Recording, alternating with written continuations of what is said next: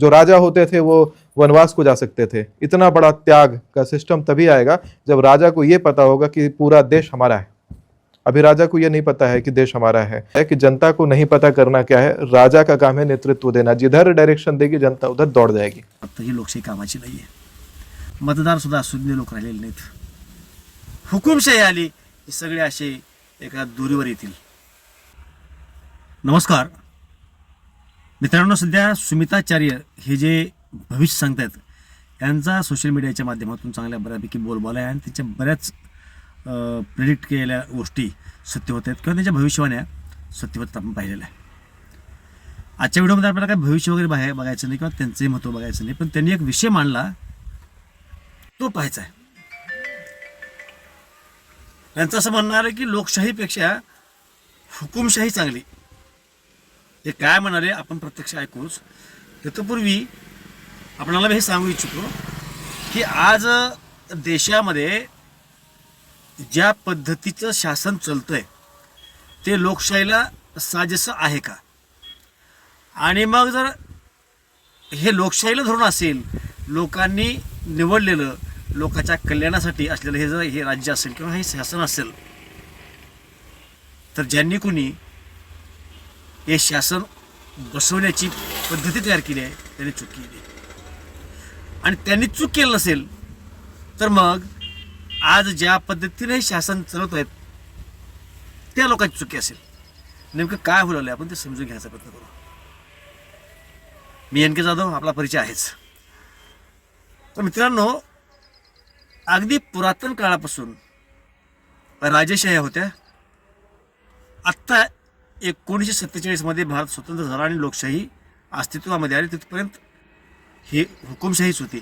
इंग्रज असतील, आलेले कुठले शासन असतील, छत्रपती शिवरायांचा काळ जर पाहिला राजेशाहीच होती, त्याला हुकुमशाहीच म्हणावं। आता प्रत्येक हुकुमशाही खराब होती असं म्हणता येणार नाही आपल्याला, परंतु हुकुमशाही म्हणजे मला हे म्हणायचे की राजेशाही, तर राजेशाहीमधलं शासन हे चांगलं असतं किंवा त्या ठिकाणच्या समाजाला न्याय मिळतो। लोकशाहीमध्ये ते होत नाही। त्याचं मुख्य कारण असं की आज आपण पाहतोय की विधानसभा असेल, लोकसभा असेल, आत्ता अलीकडल्या काळामध्ये पंचायत समिती, जिल्हा परिषदेच्या निवडणुका झाल्या, आमदारकीला खर्च केल्यासारखा खर्च ह्या पंचायत समितीच्या मेंबरने केला। मग जर हे लोक लाखो रुपयाचा पैसा इलेक्शनसाठी खर्चत असतील, निवडून येण्यासाठी खर्चत असतील, तर निवडून आल्यानंतर त्यांचं प्रथम कर्तव्य हेच आहे की हा गेलेला पैसा निघेल कसा। आणि मग ज्या लोकांचं फोकस पैसा काढणे, पैसा कमवणे हे असेल, स्वाभाविकपणे अशा व्यक्ती भ्रष्टाचाराला खतपाणी घालतील। स्वाभाविकपणे जर भ्रष्टाचार वाढत जाणार असेल, पैसा कसा खावा आहे ते पाहणार असतील, तर जो काही समाज आहे याकडे दुर्लक्ष होणारच आहे। आणि त्यामुळं लोकशाही हे वरदान की शाप ही म्हणण्याची आता वेळ आली आहे।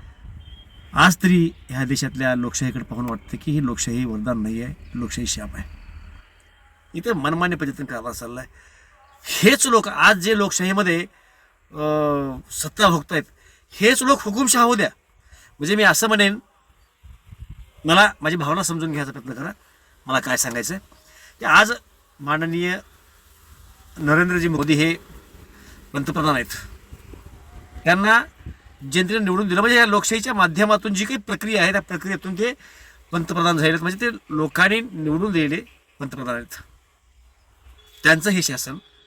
आणि आपण कल्पना करून जर बघितले की नरेंद्र मोदी हेच हुकुमशाह असतील, म्हणजे राजशाही ज्या पद्धतीची होती त्या अंगाने मी हुकुमशाह म्हणतोय,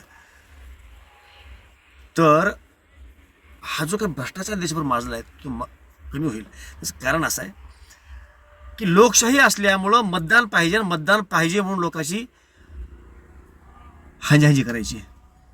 आलं लक्षात तुमच्या? जर मतदानच नसेल, ही प्रक्रियाच नसेल, तर हांजी हा करणे हा प्रकार नाहीसा होतो, लोकांचे मन सांभाळण्याचा प्रकार नाहीसा होतो आणि ऑटोमॅटिक जे योग्य असेल त्या पद्धतीनंही शासन चालतं। कारण त्यांना इलेक्शनची भीती असत नाही, सत्ता जाण्याची भीती नसते, सत्ता चालू असते। आजही आपण उत्तर कोरियामध्ये पाहतोय ना, तिथला शासक, त्या ठिकाणचे नियम सगळं पाहतोय। भारताला सुद्धा आता हुकुमशाहीची म्हणजेच राजेशाहीची गरज आहे का? मला तर आहे असं वाटतं. ही लोकशाही कामाची नाही आहे. भ्रष्टाचारानं ही लोकशाही बटबटून गेली आणि ती वाढत चालली वरचीवर. आणि त्याला एकमेव कारण मतदान पाहिजे. मतदार सुद्धा सुज्ञ लोक राहिलेले नाहीत. हुकुमशाही आली हे सगळे असे एका दोरीवर येतील आणि देश भ्रष्टाचार मुक्त निश्चितपणे व्हायला त्याचा हातभार लागेल. सुमित्राचारी काय मंडळी आहे का तुमच्या लक्षात बसेल? अच्छा आचार्य जी, मैंने बहुत सारी आपकी रील्स देखी, आप उसमें ये जरूर बोलते हो कि मैं वोट नहीं देता, तो इसके पीछे का क्या कारण है? मेरा निजी चॉइस है, मैं वोट में नहीं शामिल होता हूँ, क्योंकि मुझे ऐसा प्रतीत होता है कि राष्ट्रभक्ति तभी आ सकती है जब ये पता हो कि पूरा देश हमारा है, और जो कुर्सी जब शासक को मिलती है तो शासक उसके लिए अपना जान तक निछावर करने के लिए तैयार हो. जब हमारे घर में भी लड़ाइयाँ जब होती हैं ज़मीनों की, तो लोग उसके लिए रक्त तक बहा लेते हैं अपना, लेकिन ज़मीन नहीं छोड़ते एक टुकड़ा भी. बिल्कुल. ऐसा क्या हुआ कुर्सी से, ऐसा क्या प्रेम हुआ ऐसा कि जब जिस दिन पाकिस्तान अलग हुआ था भारत से, हम लोगों ने उत्सव क्यों मनाया उस बात का? क्यों कुर्सी को संभालने के ऊपर ज़्यादा ध्यान दिए? क्या कुर्सी प्रेम है या राष्ट्र प्रेम है? जनता में तो राष्ट्र प्रेम दिखाई पड़ता है, फिर जो सत्ता का ये स्ट्रक्चर है इसमें राष्ट्र प्रेम कहाँ है? डेमोक्रेसी में बहुत सारा सुधार का आवश्यकता मुझे दिखाई पड़ता है, जिसके ऊपर विचार करना चाहिए कि जब तक डेमोक्रेसी का ये नियम चलेगा कि 5-5 साल के लिए सरकार आएगी, तब तक माइंड में यही रहेगा कि बहुत खर्चा होता है चुनाव में, और वास्तविक है सरकार बिल्कुल. में कॉन्स्टिट्यूशन में नियम नहीं है खर्चा होना, लेकिन ये वास्तविकता ग्राउंड पे तो यही है कि खर्चा होता है, और खर्चा पहले आदमी इस कुर्सी पे बैठता है तो खर्चा रिकवर करने के लिए काम कर लेता है, या उसकी साइकोलॉजी उससे करवा देती है ऐसा.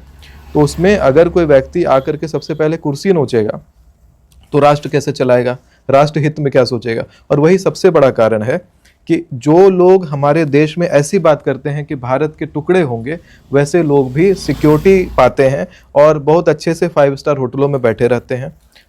भारत से पाकिस्तान गया, बांग्लादेश गया, ऊपर से जम्मू का भी डिवीज़न चला गया, पीओके चला गया. अभी भी और टुकड़ों की मांग होती है. जब भारत इतना टूट ही जाएगा, लोगों की मांग ही केवल सुन ली जाएगी और भारत टूट ही जाएगा, तो फिर राज कहाँ करेंगे? केवल दिल्ली में. लोगों को नहीं पता हमें क्या चाहिए. जनता की ये डिमांड नहीं होती. जनता बस एक सिंपल लाइफ चाहती है. राजा का धर्म होता है कि जनता को नेतृत्व दे.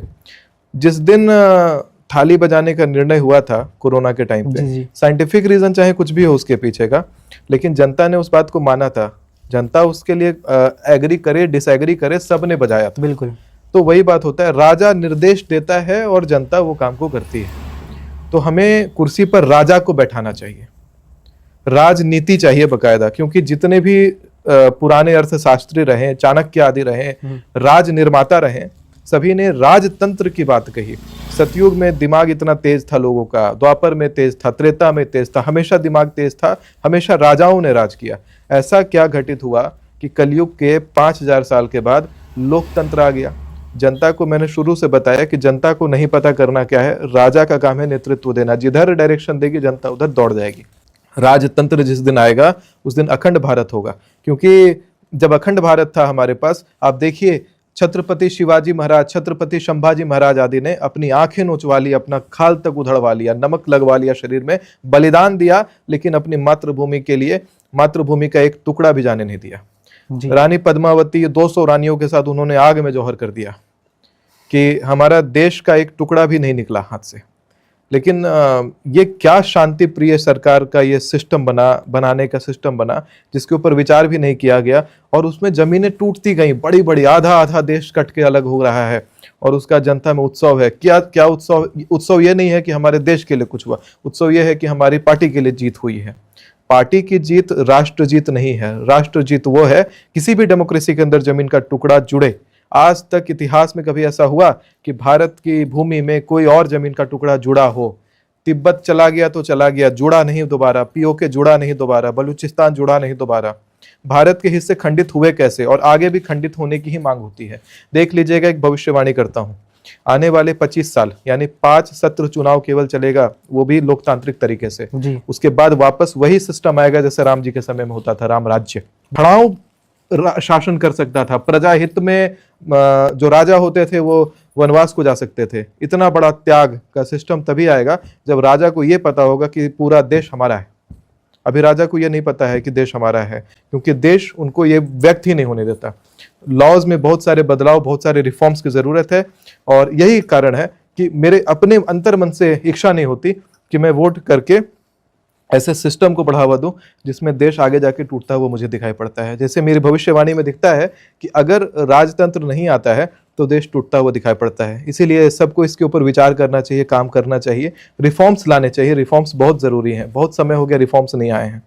अंग्रेजों का नियम चल रहा है यहाँ पे।